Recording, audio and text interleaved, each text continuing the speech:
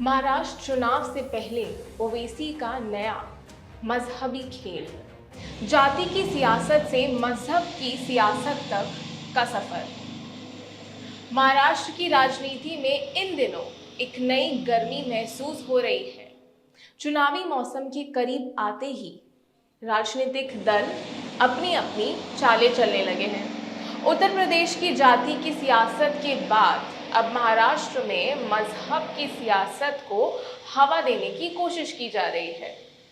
हाल ही में असदुद्दीन ओवैसी की पार्टी के नेता इम्तियाज जलील ने संभाजी नगर से मुंबई तक हजारों समर्थकों के साथ तिरंगा रैली निकालने का ऐलान कर दिया और इसके पीछे की वजह धार्मिक नेता संत रामगिरी महाराज की गिरफ्तारी की मांग, मुसलमानों को मस्जिद में घुसकर मारने की धमकी दी जा रही है।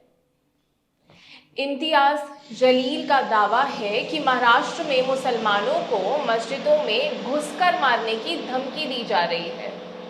इस्लाम के बारे में अपमानजनक बयानबाजी की जा रही है और 60 एफआईआर दर्ज होने के बावजूद एकनाथ शिंदे की सरकार टस से मस नहीं हो रही है। जलील ने आरोप लगाया कि सरकार जानबूझकर आंखें मूंधे बैठी है और कोई कार्रवाई नहीं कर रही है। अब सवाल ये है कि आरोप कितने सही हैं और कितने सियासी। क्या वाकई मुसलमानों को धमकियां मिल रही हैं या ये सब चुनावी स्टंट है? इम्तियाज जलील के समर्थक तो इसे एक बड़ी साजिश मान रहे हैं, लेकिन संत रामगिरी महाराज की नजर में ये सब महज चुनावी हथकंडा है। संत रामगिरी का जवाब, ये सब सियासी ड्रामा है। इम्तियाज जलील के बयानों पर संत रामगिरी महाराज का कहना है कि ये सारी रैली और हंगामा केवल अपनी राजनीतिक रोटी सेकने का जरिया है। उन्होंने सीधा आरोप लगाया कि इम्तियाज जलील लोकसभा चुनाव हार चुके हैं और अब विधानसभा चुनाव में अपनी सियासी जमीन तैयार करने के लिए ये तिरंगा रैली निकाल रहे हैं। संत रामगिरी ने कहा कि जलील को ना तो मजहब की फिक्र है और ना ही किसी मुसलमान की सुरक्षा की चिंता। ये सारा तमाशा सिर्फ और सिर्फ वोट बटोरने का तरीका है। संत रामगिरी का ये भी कहना है कि अगर वाकई में इम्तियाज जलील को मुसलमानों की इतनी चिंता है तो उन्होंने पहले क्यों आवाज नहीं उठाई। और मजेदार बात यह है कि इतने बड़े बड़े आरोप लगाने के बावजूद जलील सबूत पेश करने में नाकाम रहे हैं। ओवैसी की पार्टी का मजहबी कार्ड हर चुनाव में नया पैंतरा। ओवैसी की पार्टी पर आरोप लगते रहे कि वे हर चुनाव में मजहब का कार्ड खेलते हैं।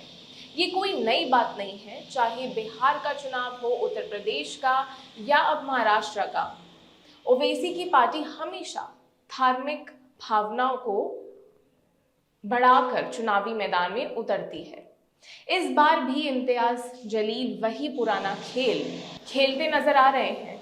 मस्जिद में घुसकर मारने की धमकी का दावा, इस्लाम के बारे में अपमानजनक बयान और फिर एफआईआर दर्ज होने के बावजूद कार्रवाई ना होने का शोर मचाकर वो जनता की सहानुभूति बटोरना चाह रहे हैं।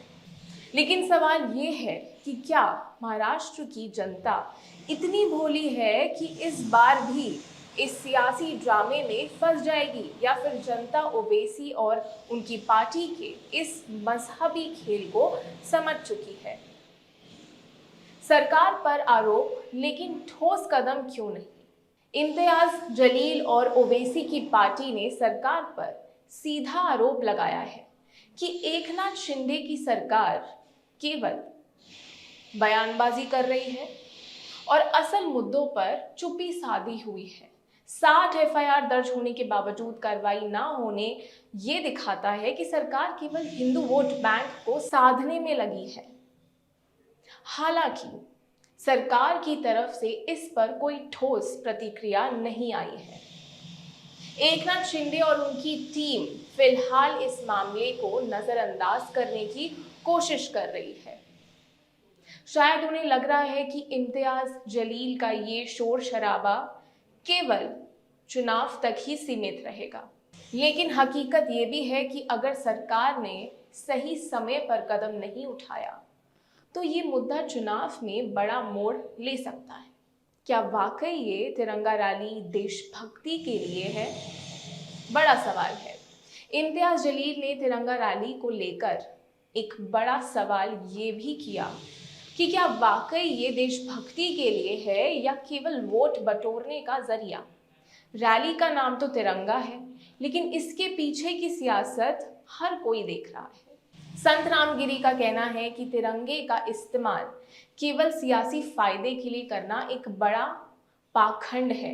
अगर वाकई में जलील और उनकी पार्टी को तिरंगे की इतनी इज्जत है तो वो पहले सच्चाई के साथ खड़े होकर दिखाएं।